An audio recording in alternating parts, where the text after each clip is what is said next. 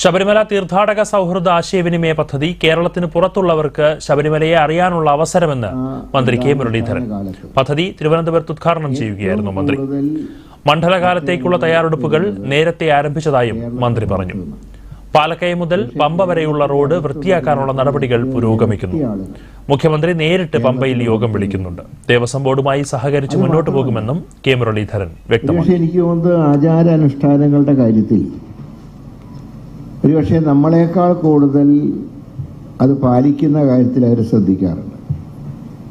ഇപ്പം ഞാൻ പാർലമെന്റ് അംഗമായിരുന്ന സമയത്തൊക്കെ മിക്കവാറും നമുക്കറിയാം, ഈ സഭയുടെ വിന്റർ സമ്മേളനം നടക്കുന്നത് നമ്മുടെ നോമ്പ് കാലത്താണ്. അപ്പം മറ്റ് സംസ്ഥാനങ്ങളിൽ നിന്ന് വരുന്ന ജനപ്രതിനിധികൾ, ഇപ്പം ഈ ഡിസംബർ മാസം എന്നൊക്കെ പറഞ്ഞാൽ ഡൽഹിയിൽ നല്ല മരം കോച്ചുന്ന തണുപ്പാണ്. ഈ തണുപ്പ് കാലത്ത് അവർ ധരിക്കുന്ന സൂട്ട് ഉൾപ്പെടെ കറുപ്പ് നിറത്തിലാണ്.